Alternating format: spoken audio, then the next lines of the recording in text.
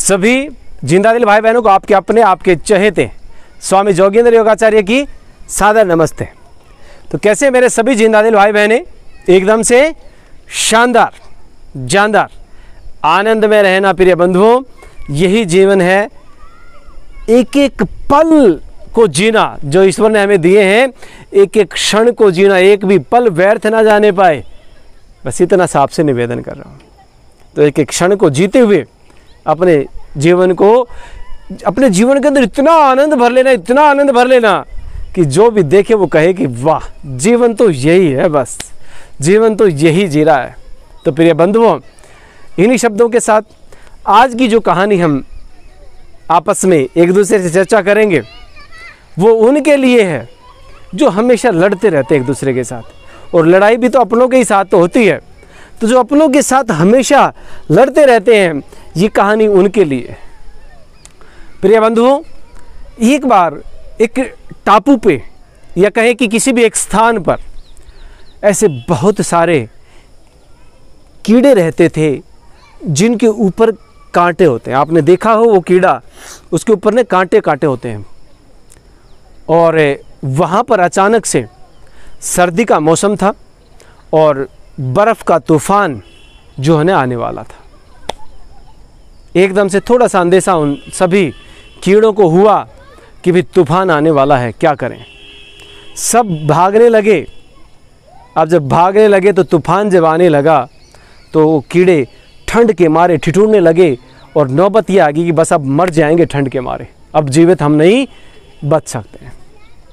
तो प्रिय बंधुओं, उन कीड़ों में से कोई एक कीड़ा एक ऐसा समझदार था जिसने विचार किया कि यदि हम सभी एक जगह पर इकट्ठे हो जाएं और झुंड बना करके बैठ जाएं एक जगह पर, तो शायद हम लोग बच जाएंगे।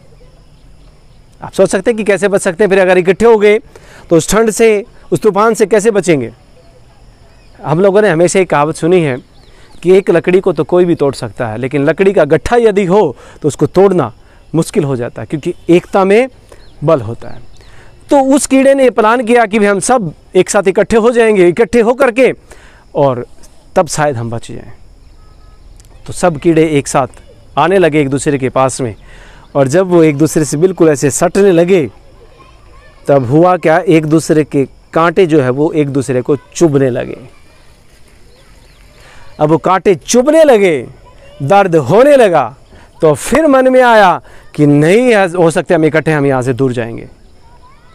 और फिर वो दूर जाने लगे तो फिर मन में आया, विचार किया कि यार दूर तो वैसे ही मर जाएंगे, यहाँ तो थोड़ा दर्द ही सहन करना पड़ेगा हमें।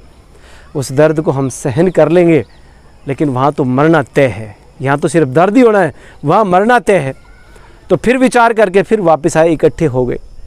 अब इकट्ठे होने से वो तो सिर्फ तूफान से बचने के लिए वहाँ पर आए थे, लेकिन वहाँ जब इकट्ठे हुए तो उनकी कीड़ों की जो गर्मी थी शरीर की, वो गर्मी एक साथ जब इकट्ठे हुए तो गर्मी इतनी बड़ी कि उन लोगों को उन कीड़ों को ठंड भी नहीं लगी, ठंड भी दूर हो गई।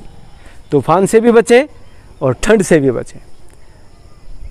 लेकिन वो जो उनके ऊपर कांटे थे छोटे छोटे, उनका दर्द उनको सहन करना पड़ा, उनके चुभने का दर्द उनको सहन करना पड़ा। तो प्रिय बंधुओं, ये निवेदन मैं आप सबसे करना चाहता हूँ। हम और हमारा परिवार जितने एक साथ रहेंगे, जितने एक दूसरे के पास रहेंगे, जितने स्नेह के साथ रहेंगे, उतने ही हम लंबे चल पाएंगे। हाँ, हो सकता है कि मतभेद के कारण, देखो मतभेद हो सकता है, लेकिन मनभेद कभी मत होने देना। मतभेद रहे कोई दिक्कत नहीं है, लेकिन मनभेद आएगा तो फिर प्रॉब्लम क्रिएट होगी। मनभेद कभी मत होने देना। मतभेद हो जाए तो कोई दिक्कत नहीं, वो दूर हो जाएगा।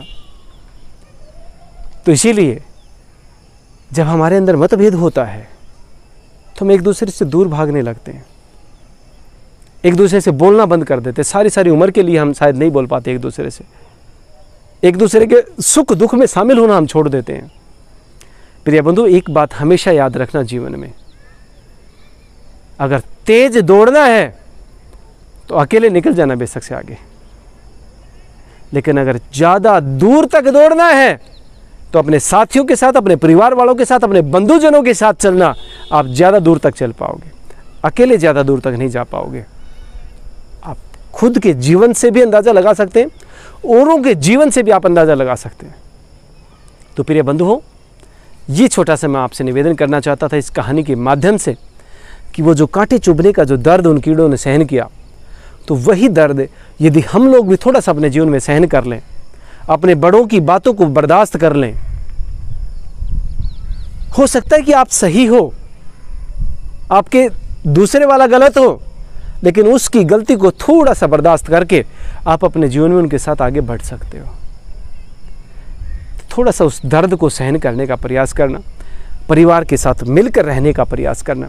कुछ बातों को हजम करना पड़ता है, कुछ बातों को भुलाना पड़ता है, कुछ बातों को दबाना पड़ता है, तभी परिवार एक रह पाते हैं। और हमेशा परिवार को एक रखना, जोड़ करके रखना, बस यही मैं आपसे निवेदन करना चाहता हूँ। आप किलोमीटरों में दूर रहने लग जाना, लेकिन दिल से कभी अपने परिवार के किसी सदस्य को दूर मत करना। क्योंकि रावण की जब मृत्यु हुई थी, मुझे नहीं पता कि आपको घटना याद है कि नहीं है, लेकिन मुझे वो स्मरण है। जब रावण की मृत्यु हुई, वो जमीन पर लेटा हुआ था, मरा नहीं था जब तक। राम ने लक्ष्मण को कहा कि जाओ, वो बहुत विद्वान था रावण, उससे कुछ शिक्षा ले गया, उसका अंतिम समय है। तो लक्ष्मण जो है जाकर के उसके सिर की तरफ खड़ा हो गया और उसने कहा कि मुझे मेरे ज्येष्ठ भ्राता ने ऐसे ऐसे मुझे भेजा है। उसने कहा कि जाओ, मेरे पास तुम्हें देने के लिए कुछ नहीं है। वापस गया, राम ने पूछा कि क्या हुआ, उसने कहा कि ऐसे ऐसे हुआ। बोला चलो मैं चलता हूँ तुम्हारे साथ। रास्ते में जब बात हुई तो राम ने कहा कि लक्ष्मण, अगर किसी से शिक्षा ग्रहण करनी है तो उसके पैरों की तरफ खड़ा हुआ जाता है, उसके सिर के पास खड़ा होकर के, सिर की तरफ खड़े होकर के आप उससे शिक्षा नहीं ले सकते। तो राम और लक्ष्मण दोनों जाकर के रावण के पैरों के पास खड़े हुए और राम ने कहा कि आप जा रहे हो इस पृथ्वी लोक को छोड़ करके, तो जाते जाते हमें कुछ विशेष बता करके जाएं। राम ने कहा कि तुम्हारे पास सब ताकत थी, आप मेरे से ज़्यादा ताकतवर, मेरे से ज़्यादा विद्वान, सब कुछ आपके पास, फिर भी आप कैसे हार गए। रावण ने एक बहुत, वैसे और भी बहुत सारी बातें बताई थी उस समय, लेकिन एक बात जो मुझे इस समय इस कहानी के संबंध खाती जो बात मुझे ध्यान आ रही है वो ये कि रावण ने ये भी कहा था कि मेरा भाई मेरे साथ नहीं है और तेरा भाई तेरे साथ है इस युद्ध में, इसीलिए तुम्हारी विजय हुई है। तो प्रिय बंधुओं, अगर हमारा परिवार, हम भाई सब एक साथ हैं, बेशक से आप दूर दूर रह रहे हैं अपने कामों की वजह से, व्यवसाय की वजह से, लेकिन कभी भी दिल से दूर मत करना। किलोमीटरों की दूरी बेशक बढ़ जाए, लेकिन दिलों की दूरी आपकी नहीं बढ़नी चाहिए। ये मैं आपसे निवेदन कर रहा हूँ, अपने परिवार को जोड़ करके रखिए। छोटी मोटी बड़ी बातें हो सकती हैं परिवार में, कोई दुख की बात हो सकती है, कोई दर्द की बात हो सकती है, लेकिन उस बात को भुलाने का प्रयास करें, उसको दबाने का प्रयास करें और फिर से परिवार को जोड़ करके एक साथ रहने का प्रयास करें। ये मेरा आपसे निवेदन है और उम्मीद करूंगा कि आप अपने परिवार को जोड़ पाएंगे, एक साथ रह पाएंगे। इन्हीं शब्दों के साथ आप सभी प्रिय बंधुओं का बहुत बहुत धन्यवाद, धन्यवाद, धन्यवाद।